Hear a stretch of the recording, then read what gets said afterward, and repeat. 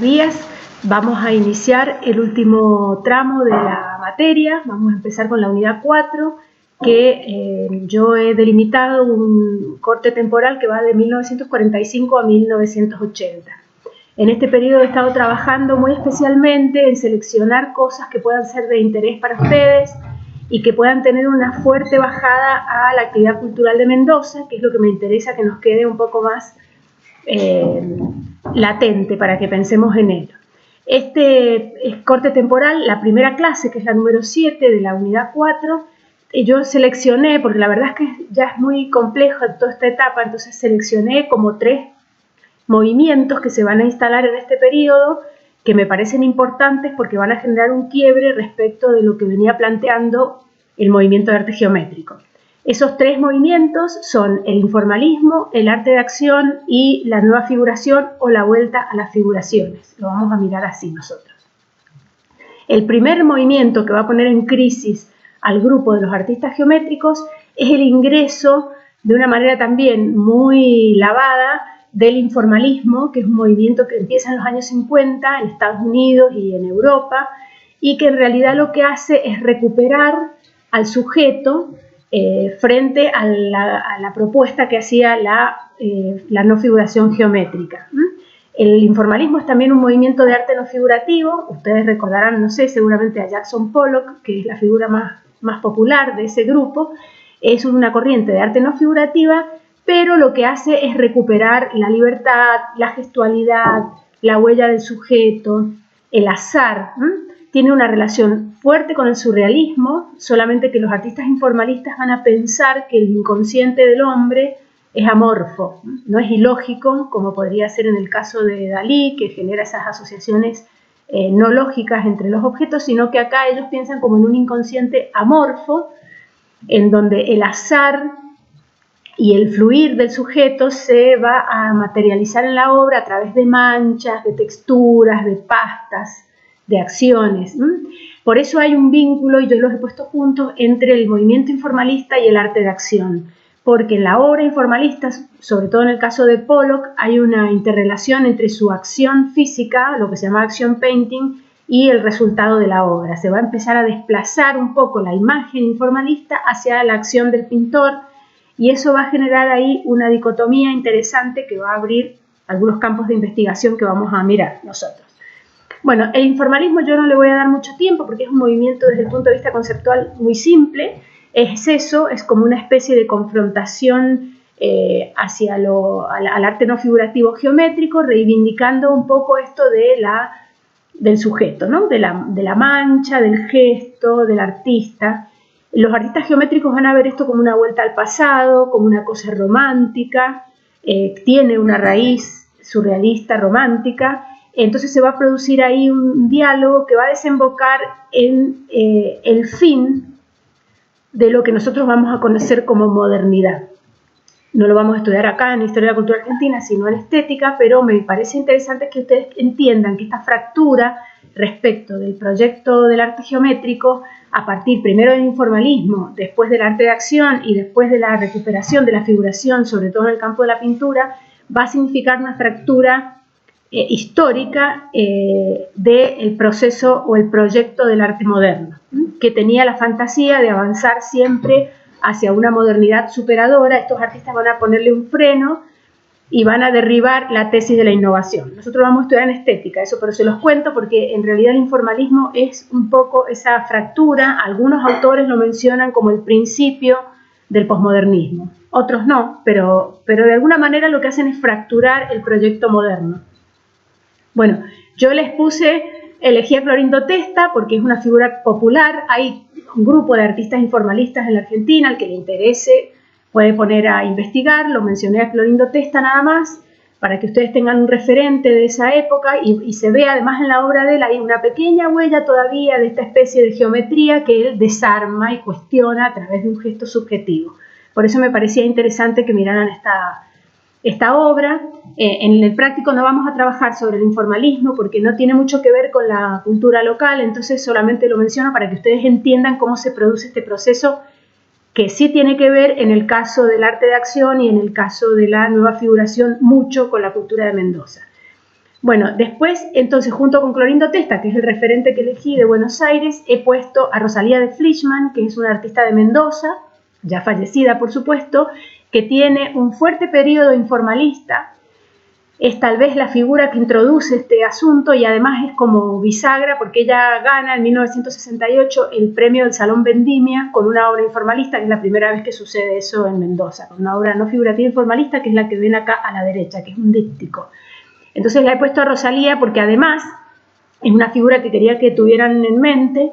Ella es la esposa de Fleischmann, por eso es Rosalía de Fleischmann, usaba su apellido de casada, es la esposa del dueño de la bodega Fleischmann, y bueno, yo no la conocí, pero nos cuenta Luis Quesada y algunos de los artistas de que compartieron, digamos, algún periodo de tiempo de su vida, que ella, como tenía dinero, viajaba mucho, y era como una especie de figura clave en la escena porque llevaba y traía cosas, traía libros, traía noticias, novedades. Piensen que en esa época no había internet, entonces era como una figura curiosa que generaba este movimiento de ideas en Mendoza, y ellos, los artistas de su época, la recuerdan así.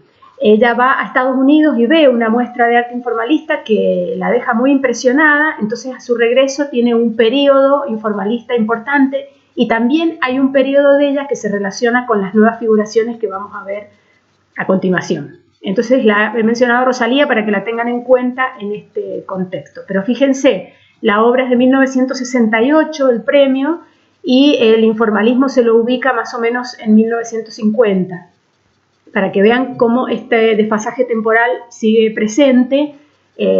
Nosotros no lo vamos a tener en cuenta como un fenómeno negativo, pero sí que entendamos que el eterno esquema de la línea de tiempo no nos sirve a nosotros, sino que vamos a ir avanzando ahora en estas últimas unidades, y espero que no se confundan, a partir de criterios más de actitudes de los artistas, de recogimiento de algunas ideas que andan dando vueltas, de reelaboración de esas ideas, que de ensamble temporal con los movimientos culturales, políticos, históricos y estéticos que se van dando en el mundo. Bueno, yo metí acá el arte de acción, que es complejo porque podría haber estado en la unidad que es en la clase que sigue, que es donde vamos a abordar el conceptualismo. El arte de acción tiene un vínculo con el informalismo, que ya les conté, y aparece también junto en este periodo. Lo voy a mencionar acá y lo vamos a retomar en la otra clase. El arte de acción va a empezar a trabajar, también es una subjetividad frente al movimiento de arte geométrico, un fuerte acento en la subjetividad, en este caso también del artista, pero va a desplazar el interés de la obra de arte del producto que produce el artista a la acción que realiza el artista para producir ese producto. En ese desplazamiento, el interés va a estar puesto fuertemente en el sujeto, en sus movimientos, en sus ideas, en su gestualidad, más que en aquel objeto que encontramos materializado como obra de arte. Este desplazamiento, por ejemplo, en el caso de Jackson Pollock, que todos lo conocen, que además hay películas, si quieren ver algunas documentales, hay material para mirar a Jackson Pollock, empieza a generar un doble interés entre las obras de él y las imágenes que resultan y la forma en la que las pinta. En ese interés por la forma en la que las pintan aparece esta idea del action painting o de la acción de pintar, y la poesía de la obra va a prestarle atención a eso también. Entonces por eso es que está el arte de acción acá ya planteado. En este desplazamiento entonces van a aparecer obras de arte cuyo centro de interés es la acción propiamente dicha. Y se va a producir un proceso muy complejo para el público del arte contemporáneo y muy discutido todavía hoy, que es la desmaterialización de la obra. ¿Qué pasa cuando solamente la acción del artista es la obra y no está el objeto final? O el objeto que se produce en la acción artística es efímero. Entonces nosotros tenemos que empezar a pensar en que la obra es aquello que pasó, aquello que realizó el artista, aquel gesto realizador, y que el resultado muchas veces o no tiene interés, o desaparece, o no existe, el resultado material. Van junto con este proceso entonces a desaparecer las disciplinas tradicionales prácticamente, la pintura, la escultura, el grabado, el dibujo, y se va a producir o un fenómeno interdisciplinar o si no, ya algunos fenómenos nuevos que no son de alguna manera nada de todo eso que conocíamos, como una especie de intergénero o intertexto, si lo quieren pensar desde el punto de vista semiótico. Entonces, en esta idea de la desmaterialización, de lo efímero y de la acción del artista como centro de interés, nosotros vamos a encontrar algunas expresiones que son propias ya de esta época, que tienen un vínculo con el Instituto Di Tella, que no lo incluí porque a mí me hace mucho ruido, es muy mediático, muy exitoso, pero no es el corazón conceptual más interesante de la década del 60, a pesar de su fama. Es como un evento así muy fermentativo, muy ruidoso, entonces tomé coraje y lo dejé afuera. Pero hay algo del arte de acción que está vinculado al Di Tella, hay otras cosas que no. Y aparecen estas palabritas que yo les puse acá, el happening, las performances, el environment y las instalaciones, que son, en realidad el happening es un acontecimiento, es algo que sucede, es algo como que tiene mucho vínculo con el videoarte después, lo vamos a retomar, pero aparecen estas expresiones artísticas en las que la acción o del artista y en algunos casos del espectador son la obra. En el caso de las instalaciones, ¿qué pasa? El recorrido, el tránsito por esa situación es la obra. ¿Y qué pasa con las instalaciones? Que en general son efímeras en el sentido que son cosas que uno monta como si fuera una escenografía, y cuando la exposición termina se desarma. No hay una obra que yo la compro, la descuelgo y me la llevo a mi casa. Mucho de este movimiento de los años 60 también tiene que ver con el desarrollo, tal vez lo hayan visto ustedes en Historia del Arte, pero en general también tiene que ver con el desarrollo de un movimiento antimercado que se plantea producir obras que sean invendibles, ¿no? Y en esta idea de la obra invendible, este tipo de acciones, como puede ser una performance, que es una acción artística, a veces ligada a la danza, a veces ligada a cuestiones gestuales más primitivas, pero son pequeños acontecimientos que suceden, terminan, desaparecen, entonces de alguna manera son invendibles. Hay algunas galerías de arte que empiezan a prestar sus espacios para que esto suceda, y luego, por supuesto, cuando se institucionaliza, los museos. En este tipo de acciones es muy importante el contexto, porque si nosotros no estamos en una galería de arte, a lo mejor algunas acciones no podrían ser vistas como arte. También hay muchos prejuicios con esto y mucha discusión de que si la obra de arte la explicamos ya no es obra de arte, que si necesita que suceda dentro de un museo, entonces ya la obra no se vale por sí misma, y la verdad es que sí. La obra no se vale por sí misma porque, así como plantea un interés en la acción artística, también plantea un interés en la relación de esa acción con el contexto en el que sucede. Entonces, el espacio que contiene la acción, de alguna manera, va a ser como el marco, o como el encuadre de la cámara, digamos, va a ser el marco de referencia que nos va a permitir mirar eso como arte. Entonces, cuando nosotros nos encontramos algo muy raro adentro de un museo, está puesto ahí para que lo pensemos como arte.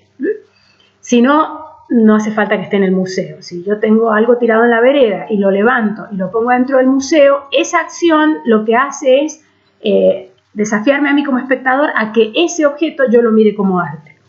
Esto lo podríamos discutir largo y tendido. Ojalá podamos cursar estética, así lo discutimos, pero si no, lamentablemente nos vamos a quedar con el planteo. Pero bueno, eso es realmente lo que pasa, que la obra empieza a interactuar con el contexto en el que sucede y su sentido se va construyendo en relación con esa situación. ¿Qué ha pasado con el arte de acción? También ha convertido en obras de arte cosas que no lo eran.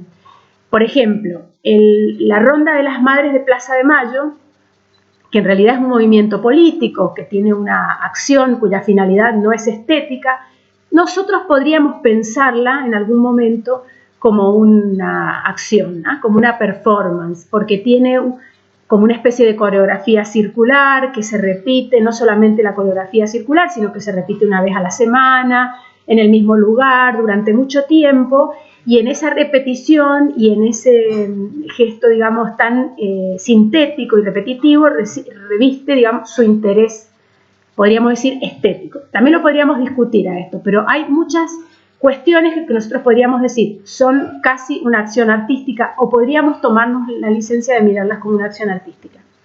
Bueno, del arte de acción de los 60, yo les he puesto a Alberto Greco, que es un artista súper interesante, muy controversial, hay poca documentación de él, porque era un personaje así bastante anarquista, pero me gustaría mucho que lo recorran, que lo investiguen, porque es de alguna manera el puntapié inicial en Buenos Aires de estas acciones, y además porque también van a empezar ya los artistas argentinos y mendocinos, vamos a ir viendo, a de alguna manera establecer un vínculo con su entorno, más allá de las apropiaciones de cosas que se traigan de otros lugares, de experiencias que se traigan de otros lugares. En el caso de Rosalía, todavía no, de Fleischmann, pero sí vamos a ver más adelante cómo algunos artistas van a empezar a encontrar vínculos locales en estas producciones que se apropian de otros lugares, y eso se va a constituir en un término que también lo vamos a estudiar en estética, que es lo que se llama glocal, cuando el artista se apropia de lenguajes globales o lenguajes internacionales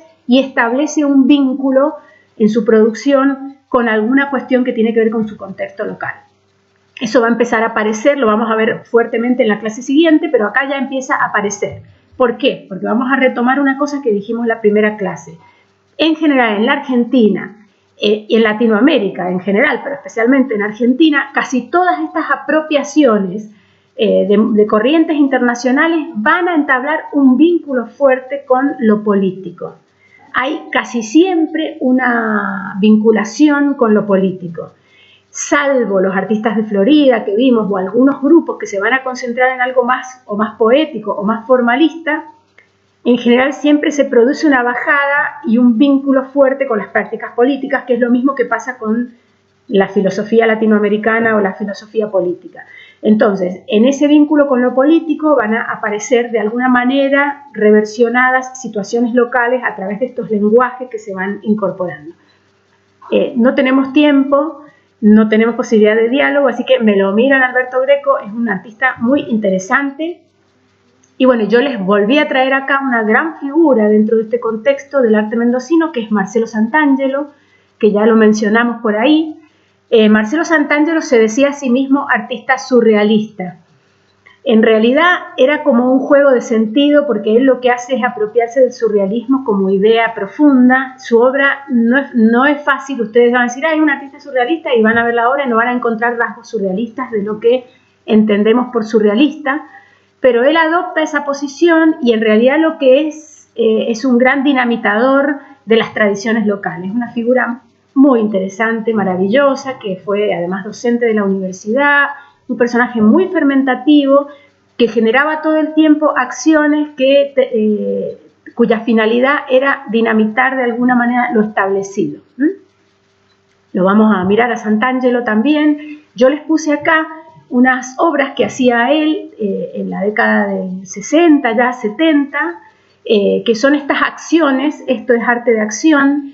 Y bueno, él tenía un montón de ideas así como muy simpáticas en la cabeza. Una era que las obras de arte eran muy caras, muy pesadas, muy grandes, entonces que había que producir obras que la gente se las pudiera guardar en el bolsillo. Entonces se dedicó un tiempo a fabricar diapositivas. Entonces el objeto era pequeño, pero la obra era como un mural, porque él las proyectaba. Esto que ustedes ven acá es una proyección que hacía sobre la pared. Entonces veíamos de pronto una gran pintura que tenía como un aspecto informalista, con algunos otros efectos, pero lo que estamos viendo en realidad es una diapositiva que él proyectaba. Esta condición de la obra es casi una condición no material de la obra, ¿no? Porque lo que vemos es luz y después la obra en realidad es un objetito que no es la obra, porque la verdadera obra es la proyección, es una obra efímera. Ambigua esta situación, ¿no?, de una obra de arte que no tiene existencia material, pero nos tenemos que ir acostumbrando a convivir con eso, porque hay una gran producción de arte contemporáneo que dialoga con esta condición de una obra sin existencia material. Lo que hace además Santangelo en estas acciones es incorporar o desarrollar un concepto que se llama multimedio, que hoy para nosotros es súper común. Y bueno, ya invitaba a algunos bailarines o músicos que hacían ruidos y los bailarines se movían por entre esas proyecciones de luz. Entonces era como una especie de arte total o de arte integrado, que era entre un happening, una pintura de luz, una acción, todo eso junto. En Mendoza era una cosa bastante innovadora y bueno, él ha sido una figura así siempre clave cuando pensamos en el desarrollo de estas cuestiones innovadoras. Y Marcelo Santangelo, junto con Ana María Álvarez, que era la directora del Museo Municipal de Arte Moderno, desarrollaron un proyecto que fue muy interesante en Mendoza, que se llamaban No-Con, que es como una especie de apócope del término no convencional, que eran unas muestras anuales que se hacían una vez al año, la No-Con, cuyo ideólogo fue Marcelo Santangelo y la Ana María Álvarez. Y bueno, en estas muestras lo que se convocaba era artistas locales y artistas invitados a desarrollar propuestas de arte que se entendían, o sea, cuyo nombre genérico que las abarcaba era arte no convencional. ¿Qué era arte no convencional? Y todo aquello que se salía de los formatos que nosotros conocemos por obra de arte. Una pintura, una escultura, un dibujo, un grabado, sino que eran instalaciones, acciones, performance, happening, obras efímeras y todo lo que se imaginen. Durante mucho tiempo se realizaron las No-Com en Mendoza y se los cuento acá porque, bueno, Marcelo Santangelo fue como el impulsor de ese proyecto. Tenía además una cátedra en la Facultad de Artes, que era los viernes a la tarde, una cátedra libre, donde planteaba o disparaba temas para que todos nosotros nos espantáramos. Yo me acuerdo cuando ingresé a la universidad que fui a una de las charlas y soltó unas gallinas en la charla y todos estábamos como espantados porque parecía y parece, y sé que es complejo pensar en eso como una cosa poco seria, pero en realidad lo que hacía él siempre era correr el centro de atención hacia otro tipo de expresiones. Y en este caso específico, esta obra inmaterial, digamos, que es solo luz. Yo les puse 2 juegos de obras, se irán dando cuenta, pero bueno, no importa, cuáles son los artistas que más me gustan y los que no me gustan tanto. Marcelo Santangelo es uno de los que más me gustan. Es un artista que hay poca obra material, entonces a veces pasa en la historia del arte, cuando el historiador es muy tradicional, que se encuentra con estos artistas y dice, bueno, pero ¿qué hicieron? Y claro, hay poca obra material porque justamente el desarrollo del cuerpo, el desarrollo de su trabajo está puesto o en el pensamiento, o en las acciones, o en estas obras efímeras que desaparecieron. Como por ejemplo esta que les he puesto acá, que es un mural que él hizo, que eran unas baldositas, ahí la baldosita se ve mejor, las fotos son viejas, eran unas baldositas intervenidas con materiales ya nuevos, como la resina que usaba él, el plástico, y ese mural tenía un sistema que el espectador iba cambiando las baldositas de lugar, era un mural intercambiable, se llamaba. Y además cada vez que lo montaba de una manera nueva. O sea, ¿qué pasa? Es una obra abierta en el sentido que es una obra que no está ni terminada, que no tiene un marco específico, que no es de una manera. Es de muchas maneras y cada vez que se montaba adquiría un aspecto nuevo, ¿no? Entonces yo les puse acá estas 2 fotos antiguas para que ustedes pudieran ver estas imágenes que son algunas difíciles de encontrar. Y además porque la foto de la derecha, el que está ahí paradito delante de la obra, es el profesor Carlos Memoli, que es como una especie de discípulo de Abdulio Giudici, que tenía la cátedra de Introducción a las Artes Visuales, Historia del Arte 3 e Historia del Arte 5 en la Facultad de Artes, y que también trabajó durante sus clases la idea de la visualidad pura y de toda esta corriente más moderna del arte, y fuertemente la idea de la ruptura, de la innovación, del desplazamiento, ¿no? Combatiendo de alguna manera el esquema del arte tradicional. Así que para que no recordemos también al profesor Memoli, ahí aproveché esa foto que tenía. Bueno, y el otro grupo fuerte, el arte de acción, acuérdense que lo vamos a retomar, así es que yo quería ponerlo porque empieza acá y quería que ya tomaran contacto con Santangelo. El otro grupo fuerte que aparece en este periodo, también en los años 60, es una corriente que se llama Nueva Figuración. ¿Por qué se llama Nueva Figuración? Porque ustedes acuérdense que el movimiento de arte geométrico, tanto internacional como nacional, lo que propone es la no figuración, es decir, desaparece la representación de la pintura. Al arte geométrico le sigue o paralelamente aparece el informalismo, que también es no figurativo, solamente que recupera esta idea de la subjetividad, de la mancha, de la materia, ¿no? del impulso del artista, y del informalismo va a derivar un grupo que lo que va a hacer es, a partir de esta mancha, de esta materia, de toda esta cosa que se desplaza sobre la pintura de manera no formal, hacer reaparecer la figura humana. reaparece la figura humana en el centro de la pintura, los artistas geométricos y todas sus derivaciones y todo el movimiento más ligado a la ruptura en esa línea va a cuestionar esto, lo va a plantear como una especie de vuelta al pasado, como una vuelta para atrás en el tiempo, pero el proceso de vuelta al pasado en realidad ya está iniciado, que es lo que yo les he contado, que es un poco la fractura de la idea de lo moderno, de estar todo el tiempo innovando. Ese es el proceso que ya se fractura con el informalismo, entonces la vuelta a la figuración es casi como natural en este proceso de negación o de abandono de la tesis de la innovación. Entonces, esta figura humana que nosotros vamos a ver en la imagen de los artistas de la nueva figuración ya no es la figura realista de la pintura clásica, sino que en una primera vertiente surge, aparece o se la recupera o se la encuentra en la mancha o se la construye a través de la mancha, de las texturas, del collage, del assemblage, del pegado de cosas, de la materia. Y la otra cosa que es muy importante en este movimiento es que aparece la figura humana en la obra de arte nuevamente, en este contexto de fuerte expresividad subjetiva y ligado también al problema político.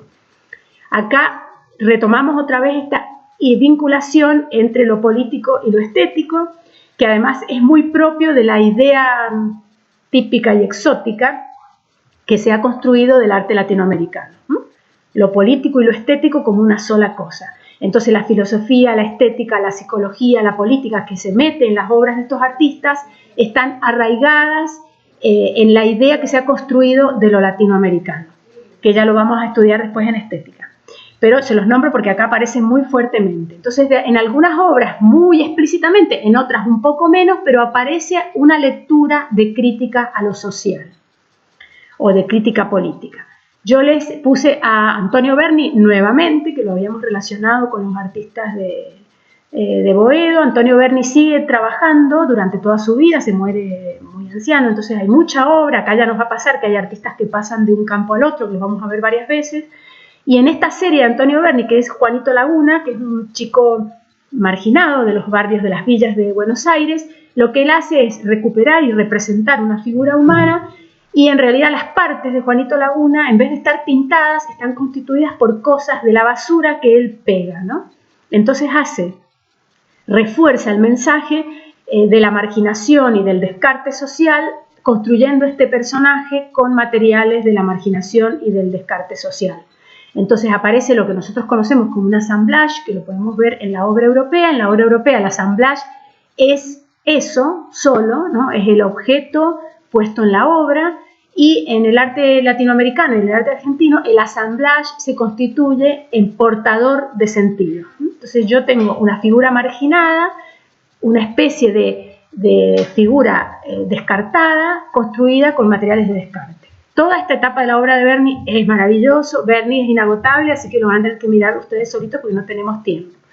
Y después el otro grupo que aparece en esta época, que ha tenido mucha influencia, que fue muy fuerte y muy importante, es el grupo que se llama Otra Figuración, que se lo conoce como Grupo de la Nueva Figuración, pero ellos han protestado siempre con ese nombre, porque se llaman Otra Figuración, entre los que están estos 4 artistas que yo les puse acá, de los cuales lamentablemente solo queda vivo Luis Felipe Noé, y ahora no sé si Ernesto Deira, pero creo que solo Luis Felipe Noé, que es el papá de Gaspar Noé, del director de cine, así que para que lo tengan presente. Yo les voy a compartir en el Classroom una joyita que tengo, que es como una especie de videíto documental que se hizo en la época que aparece el grupo Otra Figuración, que es una peliculita antigua donde ellos cuentan un poco qué hacían, y es interesante también como material audiovisual, así que se los voy a compartir en el Classroom. Bueno, yo de estos 4 artistas elegí las 2 obras de cada uno para que entremos en tema. Ustedes pueden navegarlos y mirarlos. De Luis Felipe Noé puse estas 2 obras. La de la izquierda me interesaba mucho porque es una pintura figurativa, de nueva figuración, pero que ha traído de los movimientos anteriores. Por un lado, el expresionismo. Por otro lado, algo del informalismo, y ha tomado y ha cruzado de vereda el concepto del marco recortado de los artistas Madí y lo ha resignificado. ¿Qué pasa con el marco recortado de Luis Felipe Noé? Que son como si fueran pancartas. Él usa un recurso visual que introduce el Madí para construir esta especie de se llama la manifestación, esta obra, las pancartas que llevan los manifestantes. Entonces aparece un formato de pintura que ha recogido un poco toda la investigación estética de lo moderno que veníamos viendo atrás, pero que otra vez vuelve sobre la figuración y el contenido político o la idea esta de la manifestación política. No toda la obra de Noé es así, yo les muestro lo que sustenta esta tesis. Si lo miran a él, todavía está vivo y todavía trabaja, así que imagínense que hay una cantidad de obra de él enorme para estudiarlo a él como artista, independientemente de este contexto específico. Bueno, y también a la derecha vemos otra obra donde aparece esta idea de lo político, ¿no? Lo expresionista, lo informalista en los chorreados, esta especie de cuadrícula o de recorte de la superficie del cuadro, es decir, no es una escena como sería en un cuadro clásico, y el contenido político que es importante. Él siempre dice que su pintura, que ha aprendido más del peronismo que de las artes para pintar. Es muy interesante cuando él dice eso, que él aprendió todo lo que aprendió de pintura, lo aprendió del peronismo. Entonces, de las manifestaciones y de toda esta cuestión política, él va tomando estas imágenes. Bueno, acá les puse a Jorge de la Vega, que es maravilloso, se murió muy joven, Jorge de la Vega. También es un artista para indagar, para estudiar aparte. Y en estas dos obritas que yo puse, que son como una especie de bestiario, se ve claramente estos materiales pegados, como en el caso de Berni, los dripping, las telas arrugadas, pegadas, botones, cositas, que es lo que sería un assemblage, que es como un collage, pero de objetos, no de papeles, que de todo ese pasticho aparecen de manera casi fantasmal estos monstruos, estas bestias, estas figuras. Es decir, no es que él dibuja un monstruo, sino que de esta especie de cosa informalista se nos aparece a nosotros ese bestiario, esos monstruos. Mírenlo, Jorge de la Vega, divino. Este es Ernesto Deira, otro de los artistas de la otra figuración, donde también vemos, sobre todo en la obra de la derecha, esto que yo les cuento de la materialidad, de la pasta que viene del informalismo, pero en este caso él la usa para construir una imagen figurativa. Y Machó también, lo mismo. Estos artistas vivieron muchos años, excepto de la Vega, que murió muy joven. De la Vega es un personaje súper interesante, como se lo considera el precursor del café-concert, era músico, hacía muchas cosas, tiene toda una obra así muy ligada al pop, muy gráfica, es un artista interesantísimo para mirar, pero yo les he puesto acá lo que de alguna manera refrenda esta tesis que estamos abordando en los años 60. Y de Mendoza, para esta clase, solamente les voy a mencionar, así como nombramos solamente a Rosalía de Fleischmann para referir un poco la presencia del informalismo, hemos tomado a Marcelo Santangelo para hablar de los orígenes de este arte de acción, que va a tener que ver con otras cosas que vamos a ver después. De Mendoza voy a mencionar algo que sucede cuando llega la democracia, se realiza un concurso en la Cátedra de Pintura de la Facultad de Artes y lo gana el profesor Alberto Musso, que era un profesor de pintura que estaba dando clases en Misiones. Él llega al taller de pintura que había estado a cargo del profesor Ducmelic durante mucho tiempo. El profesor Ducmelic ilustró unos libros de Borges. Era un trabajo de pintura muy pequeña, con rasgos así medio surrealistas, muy trabajado, muy detallado, y él era así era la cátedra. Se llama concurso esa cátedra, la pierde Marcelo Santangelo porque el jurado dice: este señor no es pintor, y la gana Alberto Musso, que es un gran pintor que llega a Mendoza, y él va a producir un cambio muy fuerte y va a ser una figura clave para una generación de artistas que todavía están activos, seguramente algunos conocen, como el caso de Edgar Murillo. Va a introducir algunos cambios muy fuertes en el taller de pintura relacionados con estas cuestiones de las nuevas figuraciones, expresionistas, grandes cuadros, enormes cuadros, con escenas dramáticas, con deformaciones, con manchas. Entonces aparece en el taller de pintura una nueva manera de trabajar que va a tener un impacto muy fuerte en una generación de artistas posteriores, así es que lo he dejado acá Alberto Musso para que lo tengamos ya presente, porque me interesa que hagamos foco en cómo se construye la cultura local, sobre todo a partir de estas unidades. Bueno, esto es la clase número 7. Ahora vamos a seguir con otro pedazo temporal de este grupo en la clase siguiente, para ir cerrando el proceso de formación ya de la cultura, o acercándonos de manera más fuerte a la cultura contemporánea, que es lo que me interesa que nos quede al final de la materia. Nos vemos la próxima clase.